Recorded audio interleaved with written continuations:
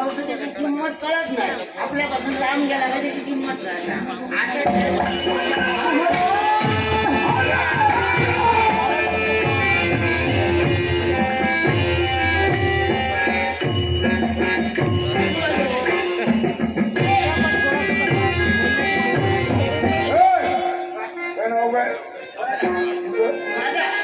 माझं नाव वासंती. संतीने मी त्याच्यातला नाही. वा संती म्हणून कधी बघलंच माणूस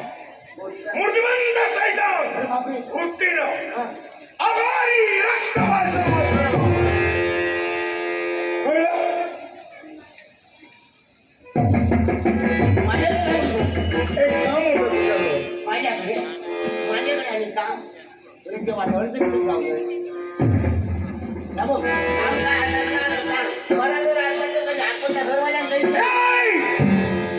तुला माहित मला माहित तिसऱ्याला करता उपयोगी नाही. काम केले आयुष्यभर श्रम करण्याची गरज नाही. जेवढा तुला मी पैसे बराच झाला. मी पैसे काम करून नको घरात कोणतरी माणूस देऊ गावात पगार देऊ गावात सांग तुझा काम करायला बरं सांगा. राज्याच्या महाराणीला ओळखते तुला असं की का? अरे या राज्याची महाराणी तर माझा खेळू असा.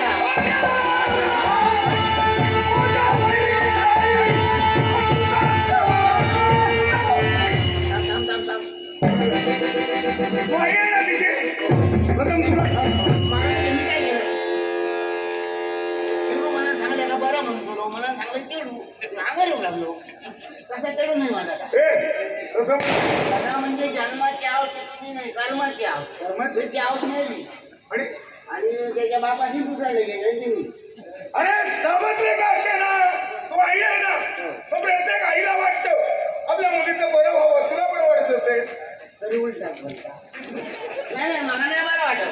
त्याचं कारण असं त्यांचं आमचा पटत नाही. का पटत नाही? त्यांचा कसा असता की भक्ती मार्गाची मागाच्या भक्तीचा आवडत नाही. मला आमचा पटत नाही. तुला पटत नाही. हे तुम्हाला हवं. आज मंगळवार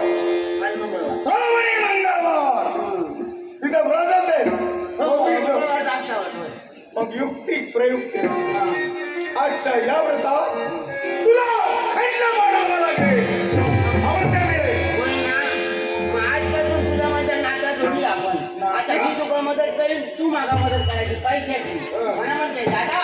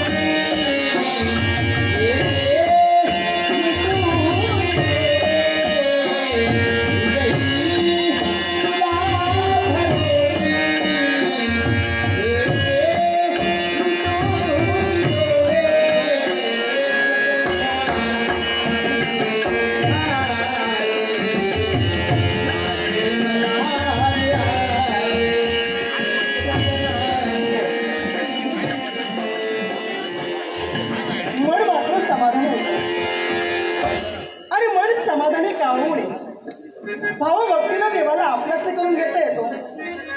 लग्न झालेला प्रत्येक सौभाग्य स्त्रीचा खरा परमेश्वर कोण असेल पती हाच होय. आणि पती हाच परमेश्वर माणूस. मी ज्यांची सेवा करते ना ते या राज्याचे राज करते पुरुषाद्वय. आणि त्यांची भार्या वैजयंती म्हणून मी त्यांच्या संसारात पदार्पण केलं. पण देवाच्या आशीर्वादाने दाग दागिने वस्त्रालंकार हिरे माणिक मोती सारी सुद्धा आज माझ्या पायाची लोटांगण घेत आहे. कोणत्याही गोष्टीची कमतरता मला माझ्या जीवनात नाही. एखाद्या विशाल वटवृक्षावर विसावलेले गेलीचं जीवन अहो जसं निर्धास्त आणि सुखमय असतं तसंच यांच्या संसारात माझं जीवन आनंदाकडे सुखाचं जात आहे. आनंदाकडे सुखाचं जात आहे. पण आजचा दिवस महत्वाचा दिवस आहे. आज आहे तो मंगळवार. माझ्या गौरी मातेचा उपवास. माझं लग्न जरी झालं ना तरी सुद्धा गौरी मातेच्या भजन पूजनात आणि गौरी मातेच्या व्रतात मी आजपर्यंत केव्हाही खंड पडला नाही. आणि म्हणून देवघरात पावले पडली. गौरी मातेचं पूजन करावं. तिचा आशीर्वाद घेऊन आपल्या मनाचं पावन करावं. कशाला उपयोग नाही. रड्या बाया रडतं नाही कसं आतापर्यंत कधी रडलं येत नाही.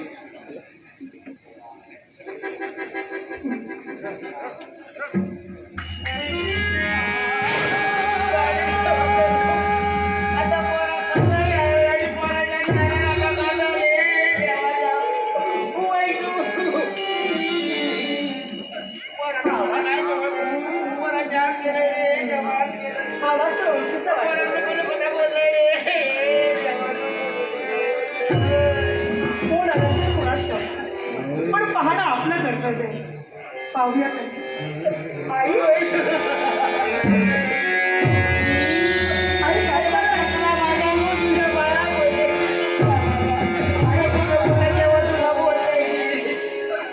आई नयन कमलातून एकसारखी अंधारा वाहत आहे. आज टाव पडते दुःख करते. काय झालंय? बाबा काही बोलले का तुला? तुला आपली लावून कशी बोलले का? ते बोलले आता तरी काय मला नाही.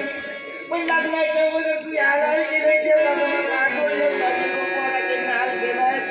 आई झालेल्या गोष्टीचा पश्चाताप तुला झालाय ना?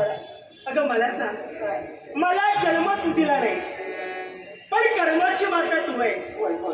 हे विश्व पाहते ना आई मी फक्त तुझ्यामुळे पाहते. आणि माझ्या मनात तुझ्याबद्दल वाईट असं काहीच नाही. बरं आता तुझ्याबद्दल तुझा माझ्या मनात काय नाही हो ना? आई हा म्हणजे आत्मा ही म्हणजे ईश्वर.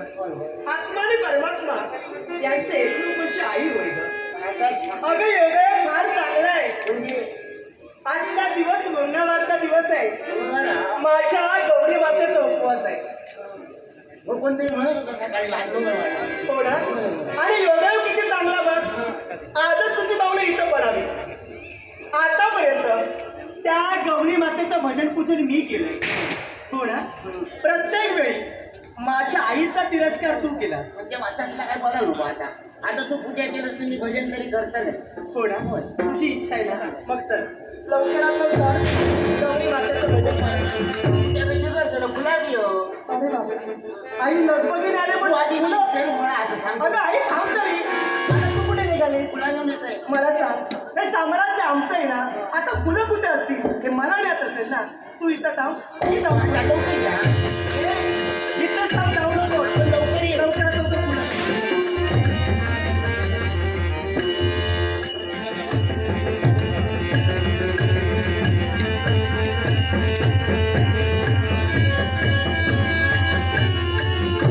गौरीची पूजा करता का? आता गौरीकडे जाऊन मी जातो.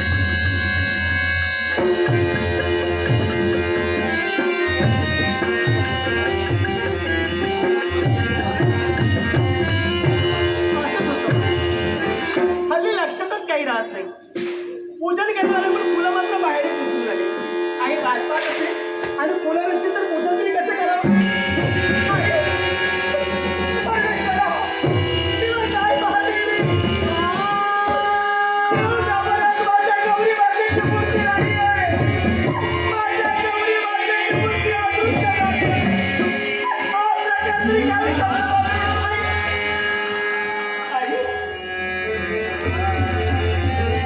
आई